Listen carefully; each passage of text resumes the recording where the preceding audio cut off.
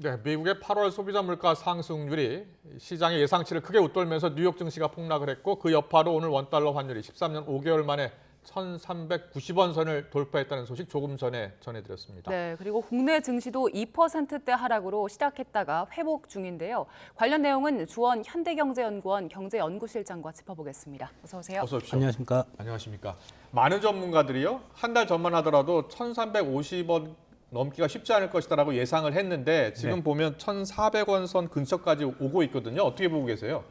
일단은 1차 지지선을 1,380원 정도로 이제 봤었는데 네. 그게 일단은 무너졌기 때문에 사실은 1,400 가까이 한번 테스트를 할 거라고 많은 전문가들은 최근에 생각을 했고 예. 그게 이제 오늘 벌어진 걸로 생각이 됩니다. 그래서 1,390원을 뚫었기 때문에 90원의 의미는 그러니까 저항선이겠죠. 올라가는 그렇죠. 거니까.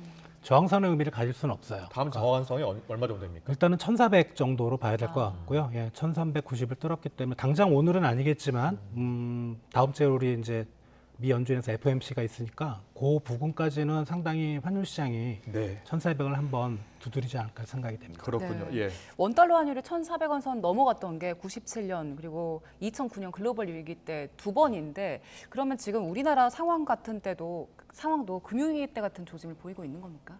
아니죠. 그때 외환위기는 우리가 좀 다른 상황이었죠. 우리 이제 외화가 고갈이 돼서 예. 우리가 구제금융을 신청해야 하는 그런 상황이었고 금융위기 때는 그런 상황은 아니었고요. 그때 외환 보유액이 좀 줄긴 했지만 우리나라 어떤 대외적인 신인도라든가 건전성이 이렇게 악화되지는 않았었거든요. 예. 네. 그리고 이제 그때는 그 글로벌 금융위기가 막 터지고 금융시장이 상당히 불안했던 그런 이제 뭐 얼마 안 되는 시기였는데 지금은 좀 상황이 틀리죠. 그때는 미국이 계속 제로 금리를 했었고, 예. 근데 지금은 미국이 금리를 올리면서 이제 어떤 우리의 그 환율 시장이 불안한 그런 측면이 있기 때문에 금융위하고 좀 비교하기는 어렵습니다. 다만 이제 최근에 우리 원달러 환율이 올라가는 거는 우리 쪽 요인보다는 뭐 다른 나라도 그렇지만 미국의 달러화가 너무 강세를 보이니까 그게 안전자산으로 어떻게 보면 금과 같은 예. 선호도가 높아지면서 이제 원달러 환율이 올라간다고 보시면 될 것 같습니다. 네. 오늘 미국 시장이 큰 폭으로 하락했잖아요. 나스닥 시장 같은 경우에 5% 넘게 급락했습니다. 미국 주식시장이 큰 폭으로 하락한 게 미 소비자 물가 지수 상승률이 예상보다 더 높았기 때문이라면서요. 예, 근데 뭐 예상은 한 8% 정도 생각을 했거든요. 예. 그래서 물론 숫자가 의미가 8.3이 나와서 좀 높아지긴 했지만 그렇게까지 주식시장이 폭락할 정도는 아니었다 이렇게 개인적으로는 보는데. 근데 미국에서도 많은 전문가들이 이 주식을 거래할 텐데 네. 5%까지 떨어졌다는 것은 그 미래에 불투명하다 이렇게 판단하고 있는 거 아닙니까? 그렇죠. 그러니까 자이언트 스텝을 아마 9월 달에 할 거라고 많이들 예상을 했었는데 거의 예. 뭐 100%의 확률로 자이언트 스텝이다 그랬는데 뭐 어제 오늘 보니까 자이언트 스텝이 한 70, 그다음에 울트라 스텝, 그러니까 1%포인트 올린 게 30, 예. 확률이 확 늘었어요. 그러니까 예. 미국 연준이 갑자기 금리를 좀 0.75에서 1 정도로 올리는 폭을 좀 높일 수 있겠다. 그렇게 되면 이제 미국 주식시장은 이제 기술주들, 그러니까 좀 신생 기술주들이 주식시장을 주도를 하는데 네. 그런 기업들을 보면 이제 부채가 많아요. 그러니까 금리 변동에 상당히 민감한 거죠. 예. 근데 그래서 미국 주식시장이 이번에 오늘 좀 많이 빠졌던 걸로 생각이 됩니다. 예. 금리 변동에 민감한데 그러면 울트라 스텝을 단행하게 된다면 더 영향을 많이 받겠네요. 아직은 자이언트 스텝이 우세합니다. 뭐 보는 시각은. 근데 만약에 다음 주에 가능성은 적지만 울트라 스텝을 하면 상당한 파장이 예상될 걸로 생각이 돼요. 뭐 네. 미국 주식시장뿐만 아니고 우리나라 외환시장, 뭐 우리나라 주식시장, 그다음 다른 나라의 어떤 금융시장이 상당히 좀 충격을 받을 걸로 생각이 돼요. 지금 미국 기준금리가 2.5%인데요. 0.75를 올리면 3.25. 그리고 2를 올린다면 3.5%까지 높아지는 거잖아요. 네. 우리 금융시장도 충격을 받을 수밖에 없잖아요. 아무래도 이제 그 우리 금융시장은 그 미국이 그렇게 올리면 우리 한국은행도 좀 올리는 폭을 생각보다는 좀 크게 할 거다라는 이제 그런 좀 걱정들을 많이 하게 될 거고 네. 그게 우리 주식시장에 이제 결정적으로 좀 영향을 미치면서 우리 주가도 좀 많이 빠질 수 있다 그렇게 생각이 됩니다. 올해 외국인들이 주식을 많이 팔았잖아요. 네. 이 영향도 있는 겁니까? 요새는 이제 어느 나라 증시든지 미국 주식시장을 따라가거든요. 그러니까 만약에 미국 주식이 어젯밤에 이제 빠졌는데 우리나라 주식을 그대로 갖고 있으면 당연히 우리나라 오늘 증시 뭐 열려서 알겠지만 빠졌잖아요. 예.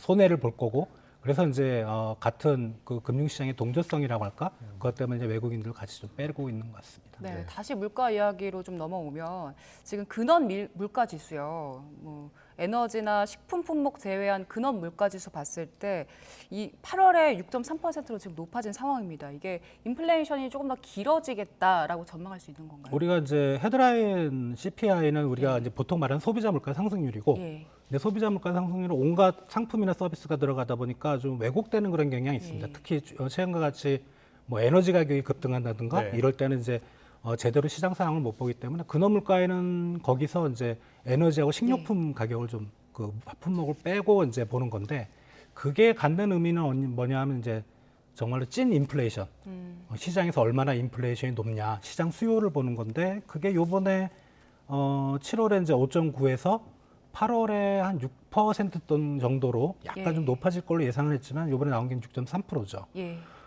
지금 8월 달에 미국의 휘발유 가격이 좀 떨어졌습니다. 그래서 뭐 이게 뭐 휘발유 가격이 좀 뭐 파급 효과를 미치면서 미국 물가를 좀 안정시킬 걸로 예상을 했는데 그러지 못하고 실제로 이제 시장의 인플레이션 압력은 오히려 올라가는 그런 모습을 좀 보이고 있습니다. 네. 과거에 이제 외환 위기를 겪은 분들은 우리나라가 외환 보유고 충분하다고는 합니다만 최근에 많이 썼고요. 그래서 좀 걱정하는 분들이 있거든요. 어떻게 보세요? 충분합니다. 지금 우리나라가 세계 9위의 외환 보유액 규모를 가지고 있거든요. 네. 상당히 좀 충분하다고 생각되고요. 한 4,400억 달러가 조금 안 되는 수준인데 이게 뭐 기준을 잡으려면 한도 끝도 없지만 보편적으로는 보통 이제 IMF가 제시한 규모 그 정도를 유지하고 있고요. 다만 이제 최근에 좀 불안한 측면은 분명히 있습니다. 그러니까 환율 때문에 좀 평가액으로 환산을 하게 되면 외환 보유가 좀 주는 측면이 있고 그리고 외국에 이제 주식 투자를 하시는 분들도 좀 나가는 경향이 있고 그런 것 때문에 좀 불안하긴 한데 네. 그래도 많이 줄지는 않았고요. 뭐 우리 외환 위기를 걱정할 정도는 아니다라는 생각이 됩니다. 네. 네. 근데 지금 아시아 다른 국가들 보면 스리랑카라든지 방글라데시, 파키스탄 같은 경우에는 이미 외환 보유고가 바닥이 난 상황이잖아요. 우리나라는 아직은 이 정도 걱정은 안 해도 된다는 거죠? 이게 외환 위기 때 저도 그때 시장에 있어서 알지만 이제 뭐 갑자기 뭐 태국 필리핀 뭐 그래서 인도네시아가 어서 우리나라 들어왔거든요. 근데 지금 이쪽 국가들은 좀 그런 금융시장의 어떤 국제적 우리나라하고 좀 연관성 많이 좀 떨어져 있고 그래서 우리나라까지 영향을 미칠 것 같지는 않은데 요 나라들만 딱 보면 사실 좀 상당히 좀 우려가 되는 부분이 있어요. 스리랑카는 이미 신청을 했고요. 예. 그리고 이제 방글라데시, 라오스 뭐 이런 나라들 그리고 파키스탄 이게 이제 중국의 1대1로 하고 좀 겹쳐 있습니다. 그러니까 중국에 대한 부채 비중이 높고 특히 이제 최근에 이 나라들이 딱 그 아시아 그때 외환위기 때 나타났던 특징들 환율이 급등하고 네. 국가 채무가 높고 물가가 급등하고 그러니까 이런 부분들이 지금 겹쳐서 나오고 있기 때문에 다만 이게 남아시아 국가들이 대부분인데 남아시아의 핵심이 이제 인도거든요. 인도는 아직 튼튼합니다. 그래서 아마 뭐 다른 지역으로의 어떤 위기가 파급될 것 같지는 않고 그런 국가들만 좀 어렵고 뭐 그 정도에서 끝나지 않을까 생각이 됩니다. 우리나라가 미국을 따라서 금리를 크게 올리지 못하는 이유 중에 하나가 가계부채 비중이 너무 크다, 사상 최고치다, 미국보다 GDP 대비하면 더 높다 이렇게 많이들 이야기하는데 맞습니까? 예, 맞습니다. 지금 GDP 대비로 계산을 해보면 미국은 한 70% 내외 정도 가계부채가 우리나라는 100%가 넘어갑니다. 상당히 높기 때문에 예. 똑같은 폭의 금리를 인상하면 우리나라 가게들 못 버티죠. 네. 그렇기 때문에 아마 한은도 이번에 지금 미국의 물가 상승이 높아졌고 다음 주에 이제 자이언트 스텝 또는 울트라 스텝 하게 되면은 예. 한국은행도 좀 고민이 커질 걸로 생각이 듭니다. 그렇군요. 예, 예. 우리도 고민이 커질 거고 영향을 받을 텐데 그럼 연말 가계대출 금리는 어느 정도 될 거로 예상하세요? 지금, 엄청 예. 높거든요. 예, 지금도 높죠. 예. 상당히 우려가 되는데 높아질 거는 분명합니다. 뭐 정책금리, 기준금리가 올라가니까 당연히 따라 올라가는 건 그러니까요. 분명하고요. 예. 이제 7월 통계로 보면 예금은행의 신규 대출 취급액, 그러니까 신규로 대출을 했을 때 금리가 가계대출, 그러니까 주택담보대출, 일반 신용대출을 평균을 했을 때 가계대출 금리가 4.5% 정도 나옵니다.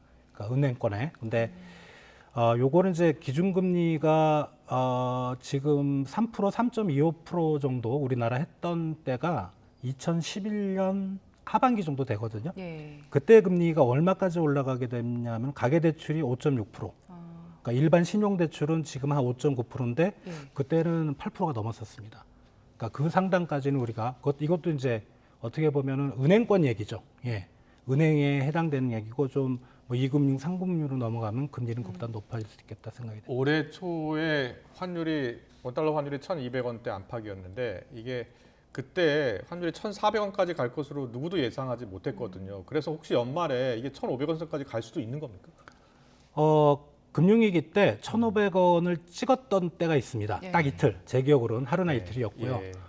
1,400원 이상에서 거래를 했던 게 아마 2008년 11월쯤에 한 20일 정도, 그 정도가 1,400원대에 머무르다가 그 중에 이제 하루 이틀 정도가 1,500원을 찍었고, 네. 그 다음부터 좀 내려갔었거든요. 그래서 개인적인 생각이지만 1,400원은 한번 테스트를 하면서 넘어볼 수는 있지만 예. 이게 1,500까지 가려는가? 예, 그렇게는 좀 무리다 생각이 듭니다. 알겠습니다. 꼭 그 전망이 맞았으면 좋겠습니다. 환율이 오르면 사실 또 물가도 오르게 되고요. 경제도 불안해지니까요. 알겠습니다. 여기까지 듣겠습니다. 주원 현대경제연구원 경제연구실장과 함께했습니다. 잘 들었습니다. 감사합니다.